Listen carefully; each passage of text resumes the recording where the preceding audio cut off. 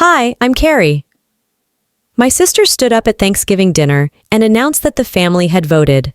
I was no longer one of them. Everyone clapped, even my mother. But that moment wasn't the betrayal. It was just the reveal. They'd been bleeding me dry for years. Money, time, silence. So I brought receipts. And what happened next? It didn't just end dinner. It ended a marriage. Want to know how it all unraveled? Thanksgiving in Portland always carried the weight of tradition. 25 years of casseroles, wine-stained napkins, and everyone pretending the air wasn't heavy. This year, though, the silence had a shape. It sat next to me. It wore my name. Dinner started the same way it always did. Turkey passed left, fake smiles passed right. I noticed Darlene kept filling Ross's glass, but never mine. Patricia's laughter was louder than usual, almost forced. Harold hadn't spoken a word beyond a grunt. Nora, bless her, sat at the kids' table, still drawing butterflies on her napkin. I envied her clarity. The conversation buzzed around me like static. Then came the sound that cut through everything, the gentle clink of glass. Darlene stood up, lifted her wine, and offered a smile that didn't reach her eyes. "Before we carve," she said, pausing like she was giving a toast, "there's something we all need to say." The room quieted. Forks froze midair. I knew that voice, calm, prepared, meant to perform. She looked directly at me. "We voted," she said, "and you're not family anymore." It didn't register at first. I scanned the faces, Patricia nodding like this was overdue, Harold looking anywhere but at me, Ross lowering his eyes. No one objected. Nora blinked at me, confused. There wasn't anger in me, not yet. Just the eerie sensation of a movie glitching in real time. "We felt it was time," Patricia chimed in. "You've pulled away for so long." I laughed, quiet, bitter. "So this is the grand intervention?" Darlene's tone sharpened. "No, this is clarity. We're done pretending." I opened my mouth, closed it. The stuffing had gone cold on my plate, but my blood had just started to boil. After dessert, if you could call that strained silence and clinking forks dessert, I went to the porch. The air outside was crisp. I needed something real. My phone buzzed, an unknown number. I opened it. A text. Screenshots from a group chat. Title, Family First, real one. Messages. "She won't expect it. Just let Darlene lead." "Mom, soften the blow." "Ross, stay out of it." "Uncle Leon, distract the kid." They choreographed my erasure like a Broadway number. Lines rehearsed, roles assigned. They weren't disappointed in me. They were staging a removal. I stared at the screen until the text blurred. The betrayal wasn't new, but the planning? That was surgical. 16 years ago, they forgot my birthday. No card, no call. Just a voicemail from Darlene that said, "Oh, we thought you were busy." I believed her. I told myself they meant well. I told myself a lot of things. But now I wasn't sad. I was done. They made the decision. I just hadn't signed the paperwork yet. Back at the table, they laughed at something Nora said, something about marshmallows in the yams. I sat down without a word, placed my bag in my lap, and waited for Darlene to look my way. When she did, I smiled. "Then I guess you won't be needing this." My fingers rested on the folder inside my bag. Thick, heavy, final. And that was the last moment before everything changed. No one moved. The room was a portrait of suspended disbelief. Half-lifted forks, glasses frozen mid-toast, eyes darting between each other like no one wanted to be the first to speak. I sat still. My breath was steady, but my fingers had tightened around the strap of my bag.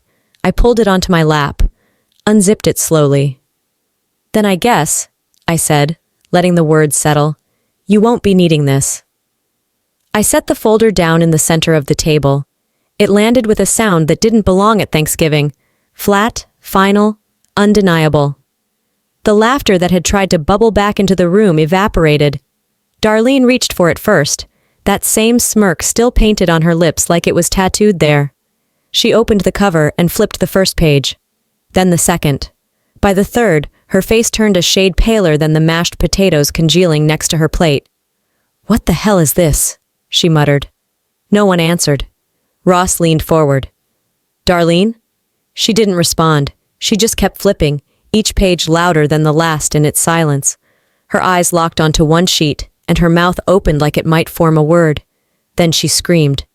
It wasn't a scream of pain, it was a scream of exposure. Ross snatched the folder from her. His hands moved slower, more methodically. He scanned the first section. Wire transfers, Venmo receipts, PayPal logs, all connected to his name. This can't be right. I didn't blink. That's every time I covered for you both. Every time she said it was just until next Friday. Ross swallowed hard.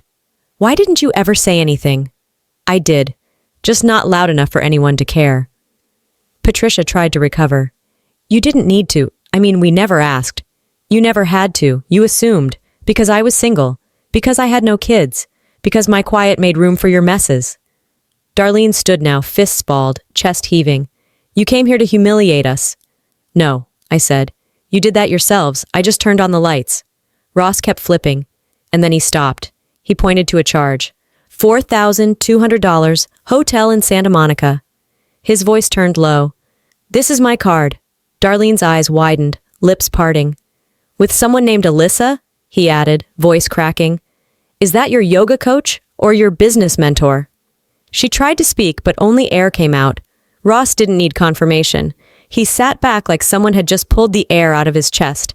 The room was dead quiet. Patricia tried again. Let's not turn this into a witch hunt.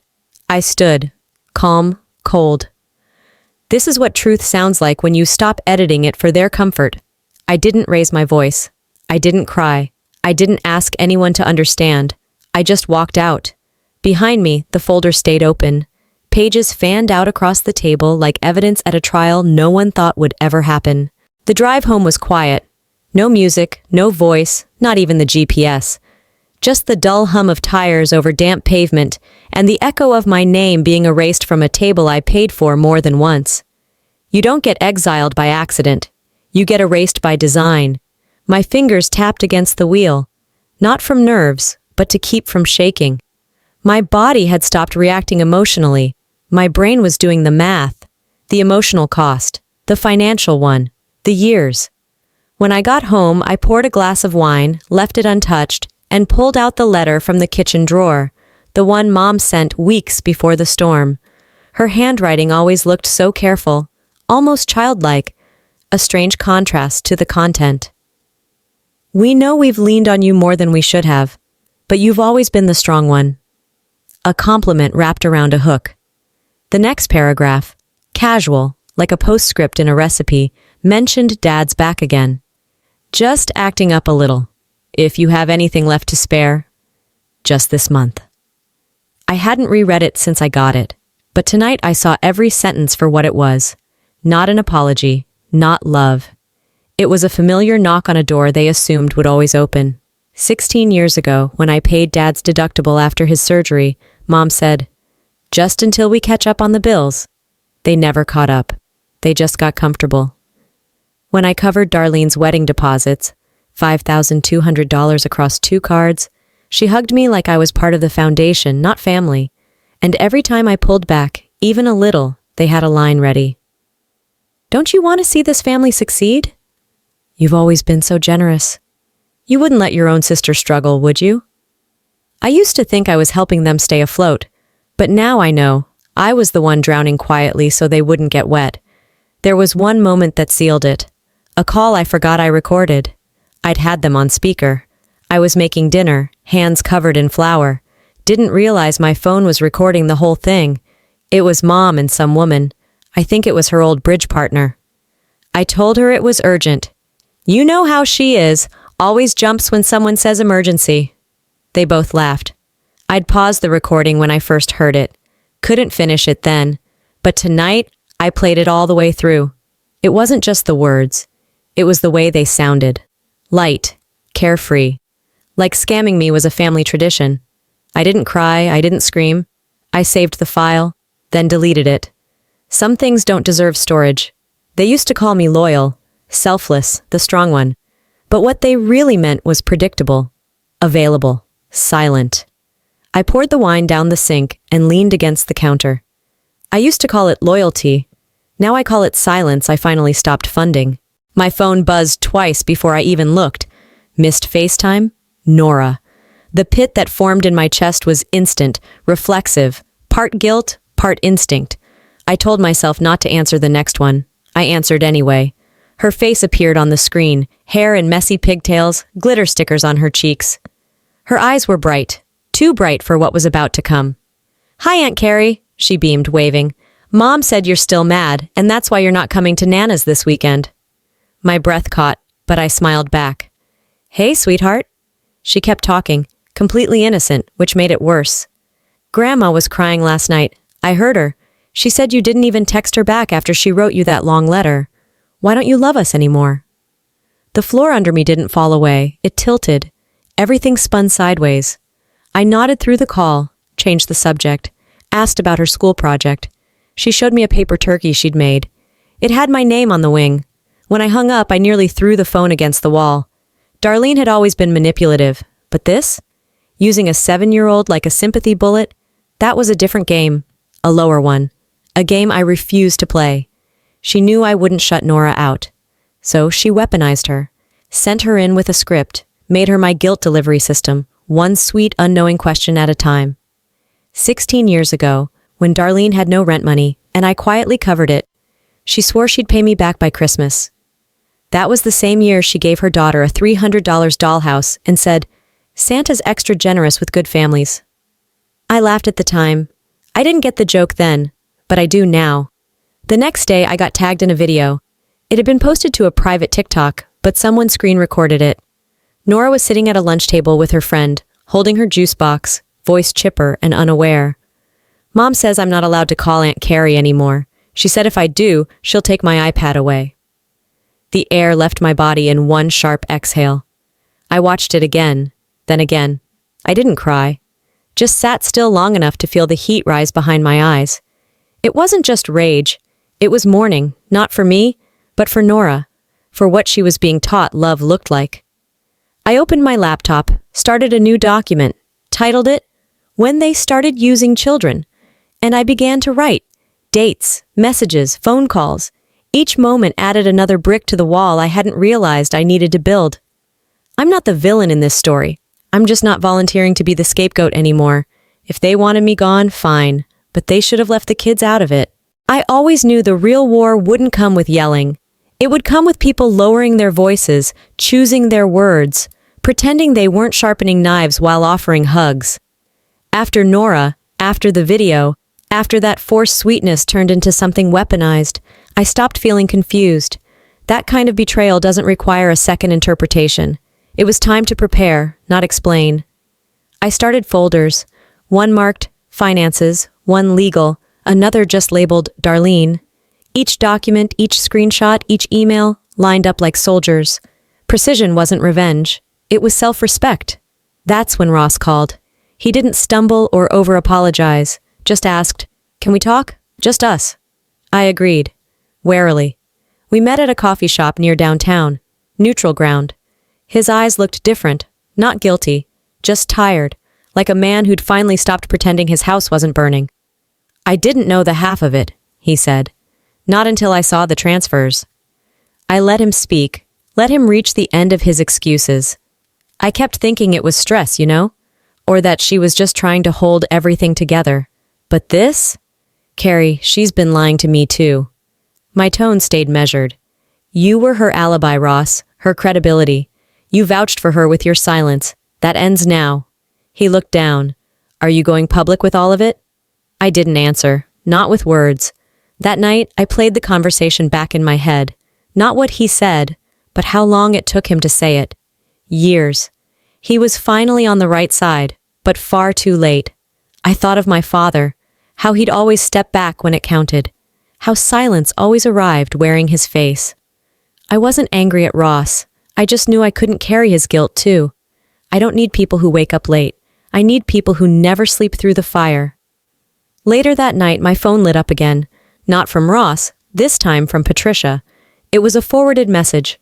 Ross had texted Darlene, "I'm done lying for you. If you keep pushing, I'll release everything." Patricia's response, "We need to control this. She can't be allowed to ruin the family."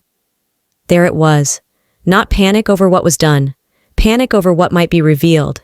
Even with truth in their hands, they still chose control, as if appearances were worth more than people. as if loyalty meant playing dumb with style. I sat on the edge of my bed, opened a new message. Not to Ross, not to Darlene, to Patricia. You let this happen. You allowed her to weaponize a child. This is your only warning. I hit send. And then I started counting backwards. Not from fear, from precision. I was halfway through folding laundry when the first ping came, then another, then 5 in a row. I ignored them until a former coworker texted, "Hey, just saw a video. Is everything okay?" My stomach turned cold. By the time I opened Facebook, it had already hit 15,000 views. Darlene was on screen, framed in soft lighting, camera angled high, hair slightly undone like she'd been crying for hours. The background was blurry, intentionally so, but you could still make out the mantle behind her, and the same set of decorative fall leaves she used every year. "Sometimes the people you love hurt you the most," she said, voice trembling with the kind of performative quiver that would make any high school theater teacher beam. I never thought my own sister would turn on me like this. I tried everything to keep our family together. Hashtags below, #family. First #betrayal, hurts, #gaslighting, survivor, #truth matters. The comment section was a battlefield. Strangers were praising her strength. Distant relatives were chiming in with vague encouragement. A few were tagging me, subtly, indirectly like cowards. I watched it once, jaw clenched, then again. This wasn't just spin, it was a screenplay. Every phrase she used, I recognized them. Because they were mine. She'd taken my therapy language, my journal phrases, my actual words from years of late-night texts when I still thought she could be saved. She didn't just twist the truth, she stole my pain and wore it like a costume. Within an hour, a longtime client canceled a contract. Another left a neutral comment about hoping we can all find healing. The subtext screamed louder than the video. It wasn't just emotional now, it was professional. Then came the shift I didn't expect. A YouTube account, a content reviewer known for debunking influencer manipulation, posted a reaction video titled, "This viral family drama is scripted, here's how I know." She pointed out everything, the lighting, the reused audio loops in the background, the Instagram filters embedded into the live footage. "Notice how she cries without tears," the woman said, "and how she pauses for dramatic effect every 8 seconds. That's not natural distress, that's editing." The backlash was immediate. The comment section flipped. #fake crier trended below the video. The tone shifted from sympathy to suspicion. Ross texted me later that night. "She overplayed it." I didn't reply. I didn't need to. I saved the video link. Then I opened my laptop. A blank YouTube draft waited on the screen. I'd been building it for weeks, titled simply, "The Truth They Didn't Want Shared." I wasn't ready to upload. Not yet. But the thumbnail said enough. A folder sitting on a dining room table, fanned open like a crime scene. The truth was there, waiting.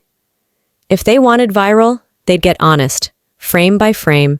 The envelope was thick, heavier than paper had any right to be.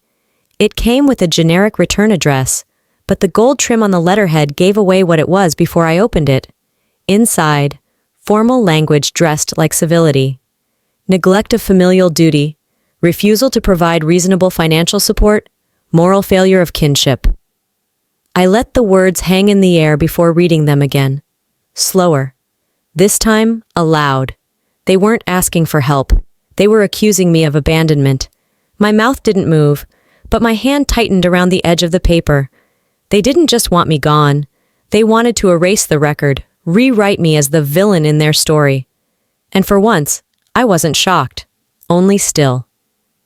"They want war," I said to myself. "Let's draft the truth." Patricia and Harold had filed the paperwork behind my back. Of course they had.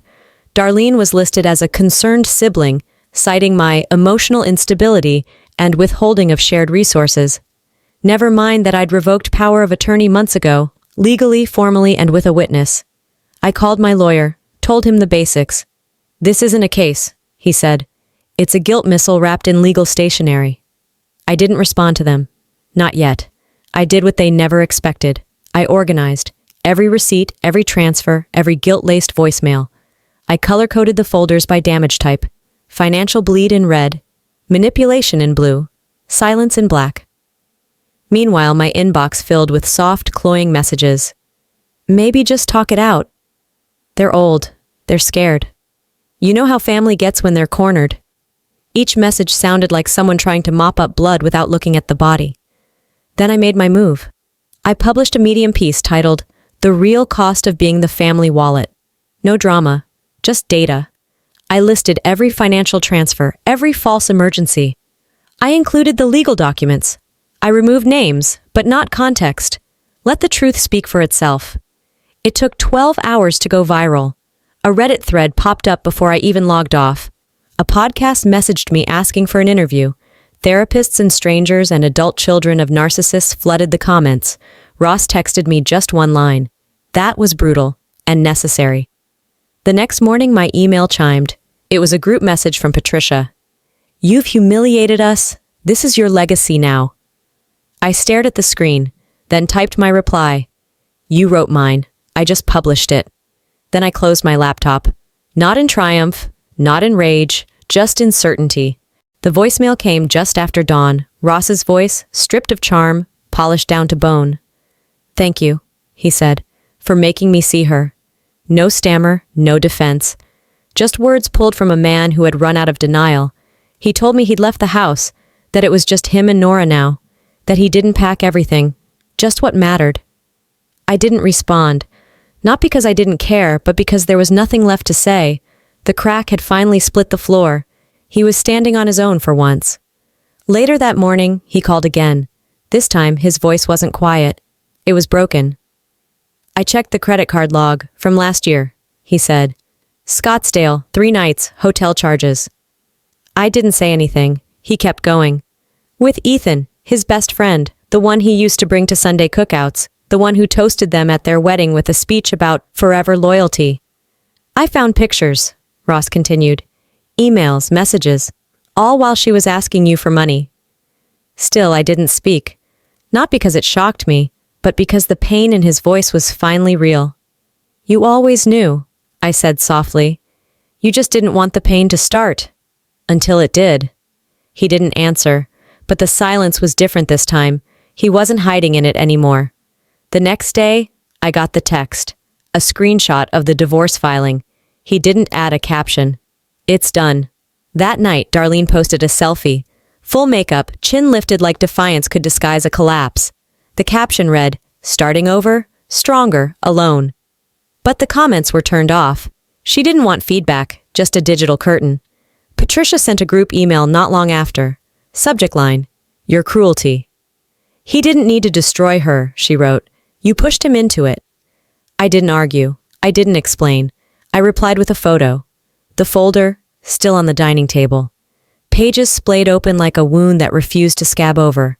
They could pretend ignorance. They could spin narratives. But they couldn't unsee the truth once it sat under fluorescent light. Later that week, I walked past the courthouse on my way to drop off donations. Nora had drawn me a picture once, me and her standing in front of a treehouse. I kept it in my bag. It reminded me that even amid betrayal, something innocent once lived there. I didn't feel victorious. I felt light. Justice didn't feel like fire. It felt like space. Portland was cold again. January had settled over the city like a quiet apology, muted, gray, sharp around the edges. I stood at the window of my new apartment, watching condensation bead and trickle like tiny escapes. For the first time in a long while, I didn't feel like I was the one evaporating. The inbox was silent. No new voicemails. No more Darlene. Patricia hadn't called in over 2 weeks. I didn't know if that meant peace or just the quiet between attacks, but I stopped caring about the difference. Peace didn't arrive like a drum roll. It just stopped demanding anything from me. I kept a small space now. By the river, minimalist, warm, mine. A folding desk, a couch that didn't match anything, and a plant I remembered to water half the time. It wasn't much, but it was more than I'd ever given myself. Some days I missed Nora like a phantom limb, a part of me that still ached in the absence. But I knew love wasn't gone, just access. And that's what I had to protect her from too, becoming another kind of currency in a family that only spent people. Sometimes, protecting someone looks like turning away before they see what the fire did to you. A week ago, a letter arrived. Patricia's handwriting was still too perfect, like she was always auditioning for a role she never quite earned. 3 pages. Page 1. Regret. The kind written for show. We didn't mean to hurt you. Page 2. Rationalizations. You know how families are. Stress makes people act out. Page 3. A plea. We're selling the house. We're in over our heads. Anything you can contribute would mean the world to us. I folded it carefully and slid it into the bottom drawer of my desk. Not as a keepsake, as a record. I didn't rip it up, but I didn't respond either. I passed the post office yesterday.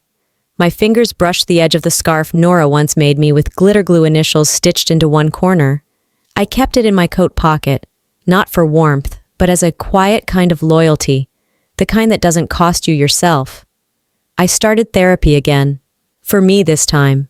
No agenda, no crisis management. Just space to feel what I'd buried under spreadsheets and transfers and polite silence. I joined a writing group, volunteered on Wednesdays. Ray, the barista at the cafe down the block, asked me to go hiking next weekend. I said yes, not out of obligation but choice. I passed the old family house this morning. The windows were shuttered. A for sale sign leaned slightly to one side, like even the ground wasn't sure it wanted to hold them anymore. I didn't stop. I didn't look back. They called it betrayal. I called it survival. Maybe we were both right, but only one of us walked away better. I didn't win. I walked away. That's enough. Maybe the hardest truth I had to learn was that love without boundaries isn't love. It's currency. And the more you give without limits, the more invisible you become. Walking away wasn't weakness. It was the strongest thing I've ever done.